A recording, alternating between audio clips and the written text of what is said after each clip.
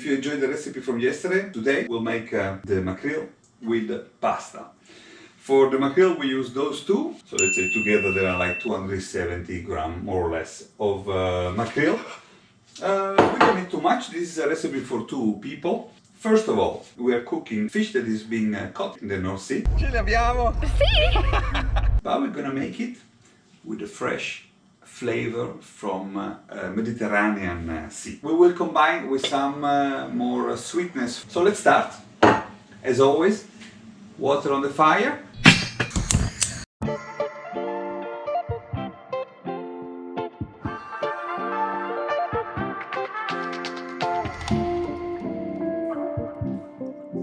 Mackerel, a couple of spoons of breadcrumbs, pine nuts, raisins, and an onion. Extra virgin olive oil, choose a good one if you can, and a pinch of salt. Not too much because the salt is also coming out of the fish.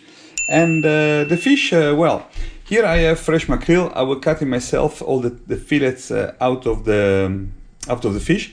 But the best is, in case you don't have to or you cannot do that, you just ask your trusted fish shop to do it for you. Maybe at the market you can find very fresh mackerel.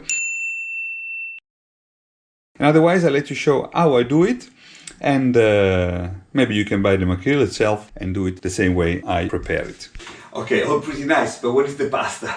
But for the pasta of today we're going to use a frozen tagliolini, freshly made from PastaRecipe. In this case are the tagliolini with eggs and spinaches, not only for the color but also to get some extra nutrition from the fresh steamed spinach. Let's start by roasting the pine nuts with a little bit of olive oil. Then it's time to do the onions. The onion always have the same issue, it lets you cry. The best way to cut the onion, especially for this recipe, but I often use the same technique, is to cut 3 times on the side and then from above a couple of stripes, and then you get fantastic little cubes. The only inconvenience that you can't avoid to cry, so don't believe bullshit, this is the only way. Swim glasses, crime proof. Pine nuts are practically ready. So we put them on the side and we let them cool down.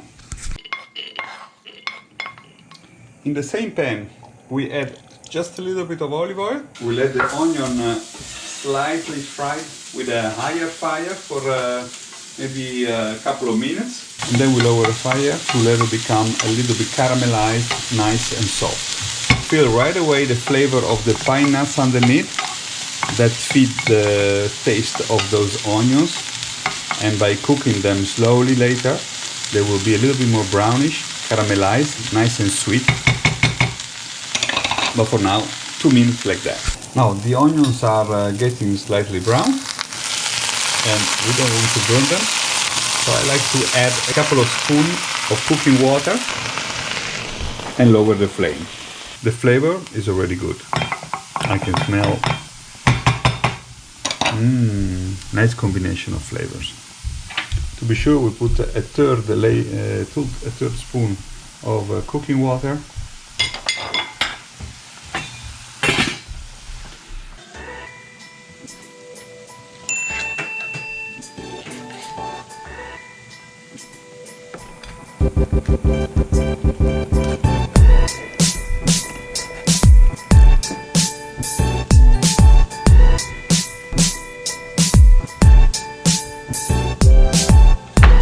Look how nice.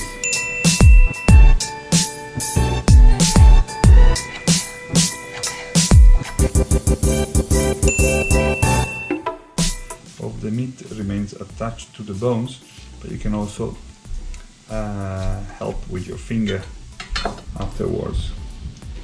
We don't throw away anything.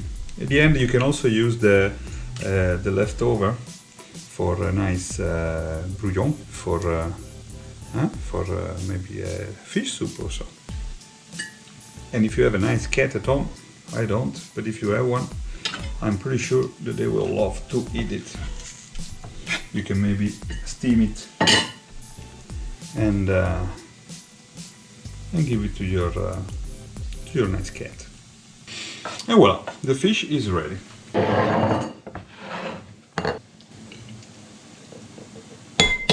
You see the water already steam almost all out.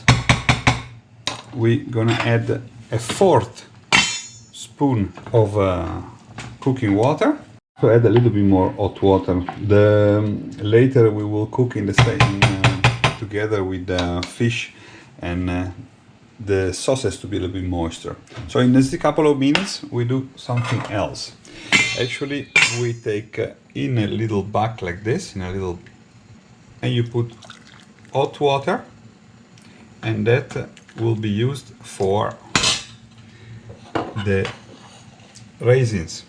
They are dry and we want them to become nice and soft. Then we transfer the onions in a bigger pan. We keep the minimum fire, and on the side, in the previous pan, we keep it again. We're gonna put here a little bit of olive oil, our breadcrumbs,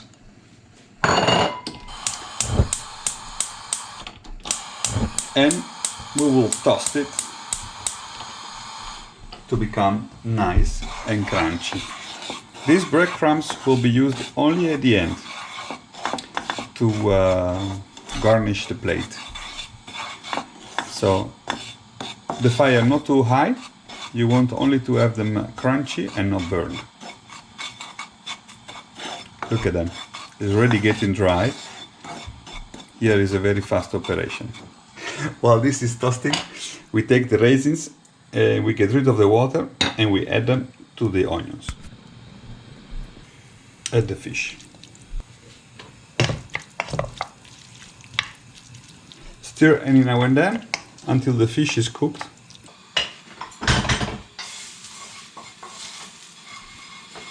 Look how beautiful they are becoming. They'll start getting a little bit of color. They have to be just slightly brown. If the fish is drying a little bit, you want to keep it moistured, so we add always a little bit of cooking water. And the fire, you see, it's never too high. You want to be, we want to keep the softness of the fish. The breadcrumbs are ready. Fire off, and we leave them there just to dry out and slowly cool down. Here is the wine of yesterday. Didn't drink it all in one night.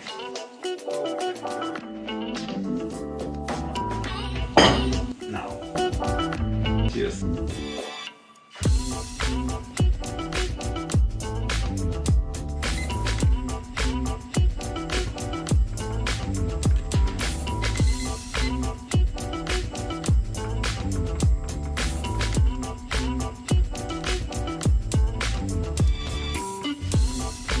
We switch on the fire again here, not too high, just a little bit.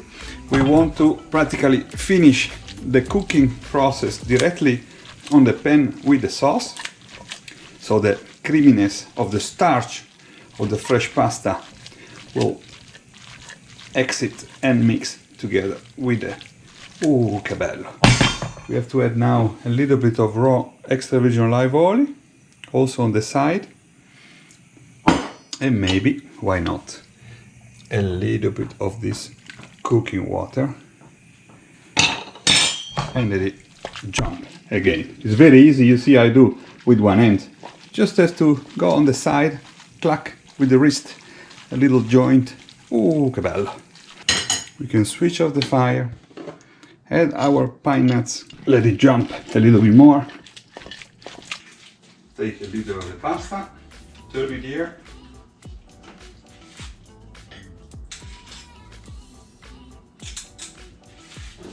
Drizzle extra virgin olive oil, breadcrumbs,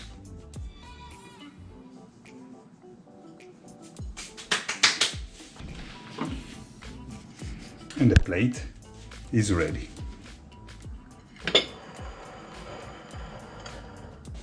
Now the final test. Is it nice? Is it tasty? Well, There's only one way to know.